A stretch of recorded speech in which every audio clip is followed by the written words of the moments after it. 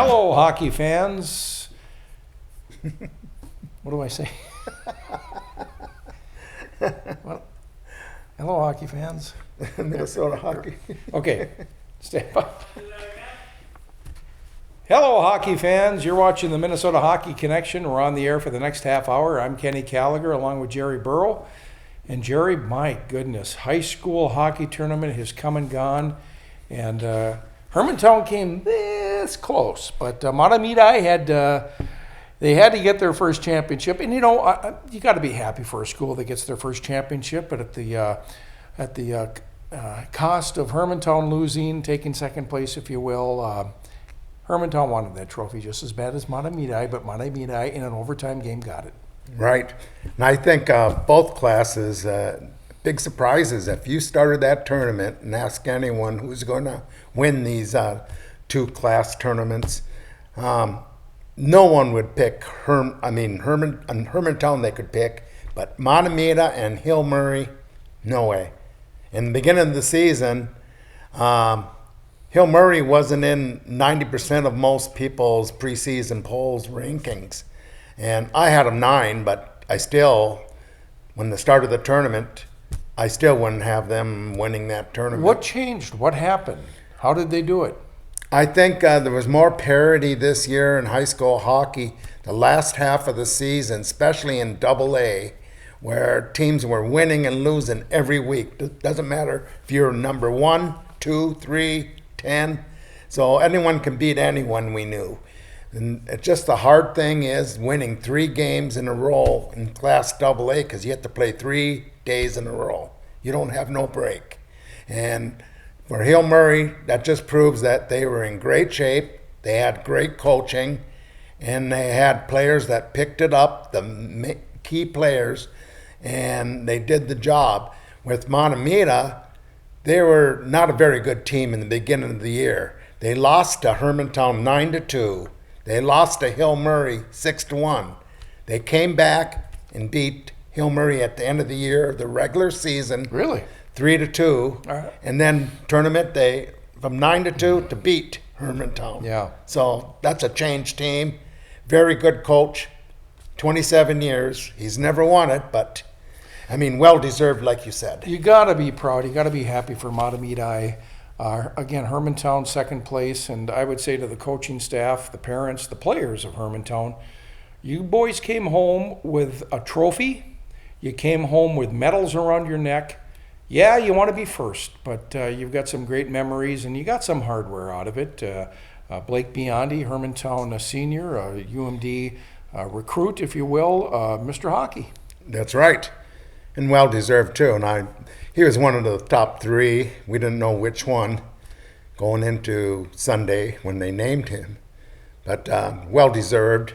He had a great career at Hermantown, and I think he's going to have a great career. I hope they don't rush him and put him at UMD next year. I hope he has a chance to play 1 year of juniors to improve his skating, and because the next level, I don't care, even juniors, the next level, they get bigger and faster every time, you know. Well, having said that, has he been drafted by a... He's in the draft this year. Okay. This is his draft year. So he will be drafted by a USHL team? Oh, no, he's on a USHL team. I'm talking about the National Hockey League draft. Okay, so what He played for Sioux City. Okay. During the before and after. So he's probably going back after now. All right. So Sioux City he'll be playing for. Okay, well, let's keep on the high school hockey talk, if you will. Hill Murray, can we call him Hail Mary then? Hail Mary, full of grace. Hill Murray, 4th title. Beat Eden Prairie, Jared. Yep, that was my team with all the D1 commits on Eden Prairie. But I'll tell you what, that championship game, Hill Murray just took it. I mean, Eden Prairie didn't have nothing. Did you watch the game? I had to work. You worked? I was working at a radio station for, was it UMD Bulldog Hockey? And oh, yeah. So anyways, I didn't get a chance to see it. I was told this, though. At the UMD hockey game that Saturday night, they were sweeping St. Cloud State. Bruce Hiskey, voice of the Bulldogs on KDAL, said that it was the largest Amsoil Arena crowd he's ever seen during a high school hockey weekend or a high school state tournament weekend. Well, Duluth East wasn't there. Oh, that's right. When you have Duluth East there, Yeah, there's well, a lot of people that yeah. are Bulldog fans too. Sure. And, maybe Hermantown, to some degree, but it certainly does make a difference when East is down there. Yeah, because plus Hermantown's championship game is at noon, and they get done at 3, and they can ride home and see the Bulldog There you game go. too. There you go. So, yeah. So, hey, it was a great state tournament, and funny thing about this tournament, I thought, was almost a lot of these teams, their star player, they all wore number 27. Blake Biondi for Hermantown, Blake Perbix from St. Cloud Cathedral. What's the Grant Stalinsky from Worrell, number 27. We got the most valuable player in the Double A as Charlie Strobel, and here's another neat story. Charlie Strobel, number 27, is a senior. He scored 2 goals in the championship game. Plus, he scored the winning goal in overtime against St. Thomas the night before. Well, his dad played on the 1991 championship team for Hill Murray against Duluth East. Mark Strobel. So it's a nice family thing. Well, there was a Strobel that played on the Miracle team. Is that from Rochester. Is that his? I don't know if they're related. Okay, because I hadn't heard any mention. I don't know of if it they're throughout cousins. the tournament. I don't know if they're cousins. And I thought, you think you would make a mention whether he is Right. or isn't. So Because, probably not. All right. I'd say. Okay. We should check into I that. would guess he is. Yeah. But they But didn't mention nonetheless, we don't know. it. Right. Okay. So on the all tournament team in Class AA, we got Andover's Riot Kaiser, who's coming to UMD. Blake, we got Will Svendal, defenseman. Joey Miller, forward. Joey Miller was one of the better players in the tournament and this year. He's a junior, so he'll be back at Blake, and he's going to the Gophers. And Jack Sabry. Eden Prairie had the goalie Alex Rosenlung. Luke Middlestead. He was another 27. Mason Langenbrunner. That's Jamie's son. Okay, time out. These are players that wear the number No, 27? not all of them. No, I'm just saying. I'm just naming one there. Okay, Just these are all tournament team got it. from Class AA. Okay. So I'm just saying there's so many of them that were noticeable in the tournament. Yeah, They call this the 27 tournament. because of the 27. those players that They wore were that star number. players, yeah, Isn't that on their something? teams. Oh, Then Hill Murray, well, we got another UMD recruit, Ben Steves from Eden Prairie. He was on the all tournament team. Then Hill Murray had the goalie Remington Keppel, Nick Pierre, Charlie Strobel, and Dylan Godbout. Remember that name, Dylan Godbout? The 2 Godbouts for Hill Murray way back in the early 90s. And both of them went to the Gophers. They're very good players. That's one of the boys that played in the early 90s. That's their son. okay. And then Blake Biondi made it. And over in Class A, we got Warroad's Grant Skaliensky, Blake Norris, the defenseman, St. Cloud Cathedral, Jack Smith. He's recruited by UMD. Great forward. It was so funny during St. Cloud Cathedral was playing Hermantown in the semifinal game, which Hermantown dominated and beat St. Cloud Cathedral. But Jack Smith, when he was on the ice going against Blake Biondi's line, those 2 kids were going after in the boards and that. It was just neat. Yeah. Like they hated each other. But I says, you guys better watch it. Next year you're going to be playing together. Yeah. But it's fun to see that It is. competition It and is. that. So 2 UMD recruits going at each other was really fun to see. And then Hermantown got Blake Biondi, No, this is the all tournament team for Class A. Okay. Zach Kylan, Joey Pierce, another UMD recruit, Jacob Backstrom, the goalie. And then Montemita, we got Nicolo Duluth, J.D. Mertz, Nathan Gothke, and Ben Pears. And then the front, you mentioned Blake Biondi winning Mr. Hockey, but the Frank Brinzik Award went to Moorhead's Hudson Hodge for the best goalie. So those are all tournament and Mr. Hockey and Frank Brinzik Award. So it was a good tournament, like always. Yeah. And they had close to 20,000 there on Friday night. And then about 18,000 for the championship game. Yeah. Usually because Friday night's the best night in 2 games and everyone's going for the title.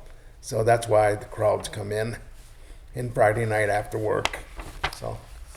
Well, congratulations to Montemita. I saw that you noted a Colin there. Colin, is it Hagstrom? Oh, yeah. He got the winning goal for Montemita. Captain? Yes. Yeah. Well, he broke his leg in early December. He's out for about 10 weeks. Came back in early February, I guess. And he got the winning goal. Plus, he got the Herbs Brooks Award for Class A. Yep. So, great kid. Very humble. Yeah. You know. And, hey, congratulations to him. And, boy, what a finish, you know, after thinking your career's over, you know. But then he worked it out and worked and got back and played on the winning team. I thought it was really something that, who was the player named Blake? Who was Blake playing? And there was a player named Blake. And I think he scored on Blake. Scored a goal. Probably Perbix for St. Cloud Cathedral. Not 227s. All right. Yeah. He was on the Smith line. So, yeah, St. Cloud Cathedral had a lot of good players. Yeah. So, but Hermantown really played a good game against that team and got to the championship game with Montemita. So, but it just wasn't meant to be. You know what? I'm going to call this tournament this year, 2020, the Puck Luck Tournament. There were so many chances with that puck around the paint in this tournament that didn't go in, or it was just the funniest thing you ever saw. You couldn't believe it. I saw the Hermantown championship game, and I thought that, you know, they both played well. Hermantown outshot them. As a matter of fact, Montemita set a record for the least amount of shots on goal for a championship winner. I believe 12 shots on goal. And they beat Hermantown, so it wasn't by lack of effort. Hey, you had a good goalie over there for Montemita, and that can sometimes be the big difference. Yeah, Hermantown outshot Montemita 42-12 in that championship game. There you go. So, and the first half, I'd say, of the game, a lot of perimeter shots. So the goalie, when it's perimeter shots, the goalies can stop those. But the second half of that game, Hermantown was getting to the paint, and they were trying their butt off, you know. Yeah. And he just couldn't score a lot of times. The puck was bouncing funny, going through the crease. I mean, it's just puck luck sometimes. Yes, and that's the way it the puck bounces. That's the way it bounces, Jer. You got to put the biscuit in the basket. There you go. All right, final high school hockey thoughts here? I tell you what, there's a lot of underclassmen, and I just hope they stay and play with their friends next year and not go early or get sold on some thing that they think they're better than everyone else when they can stay with their friends and get to the same spot just as easy. Have you had a chance to see the book, Tourney Time? We had the boys on last week. I looked at it. The it's pretty neat because if you can go to any tournament and it'll tell a story about that tournament and the players that were playing in that year. So it's a great book to go back 75 years. Some of the older years I didn't know, you know. But and I was gone for the early 70s till 91. So in that 20-year period, there's a lot of stories that I got from it. So it's a great book, and they're selling a lot of books. Yeah. So it's going to be a very good seller. You know, I like the fact for some reason, and maybe it's well known, Lou Nanny, has been he maybe favors Edina. I know he's had grandkids and kids that have played at Edina. But I've always enjoyed listening to Lou Nanny during these high school hockey. He's kind of a Minnesota legend. Well, he is a Minnesota legend. And I don't know, there's just a lot of people that for some reason don't like the guy.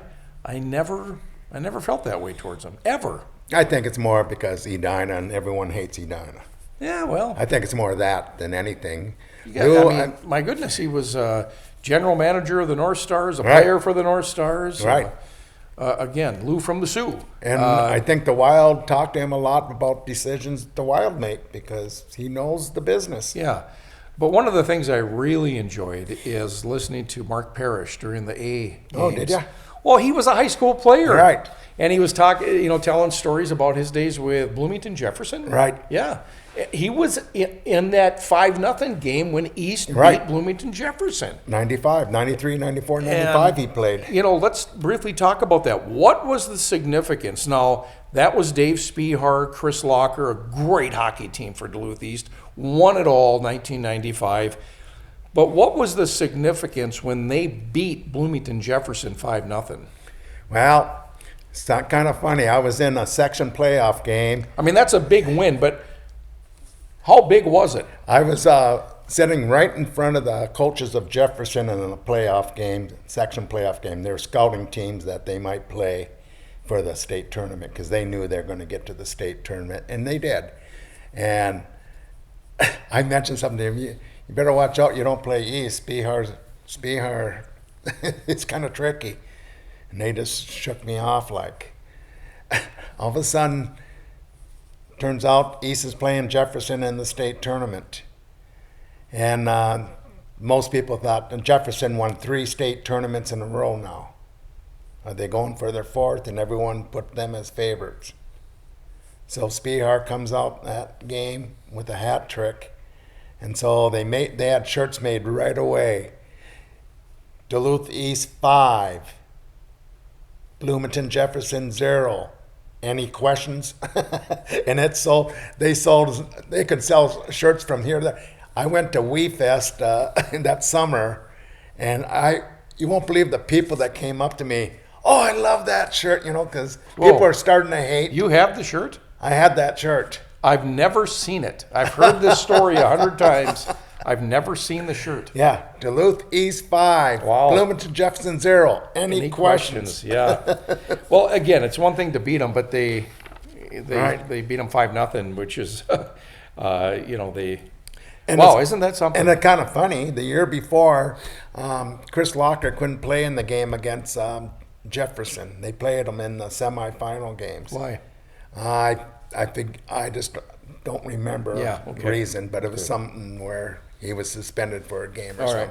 But that game went toward the end, and they only lost by 1 goal, East. East was a year behind, doing anything, and they almost got to the championship game that time. Well, that was the previous year. And 2 years earlier, Cloquet in the semifinal games had them with about a 1-goal lead over Jefferson.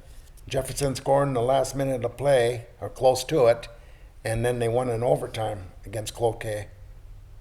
Okay. So, all right. So some northern teams gave them some battles in those years that people don't know. No, wait a second. Did you say that Bloomington Jefferson beat Duluth East for their 3rd consecutive championship? That was a semifinal game. Okay, semifinal. Okay. No, right. I think that 3rd one was against Moorhead. All right. Because Moorhead, I think, lost 2 out of the 3.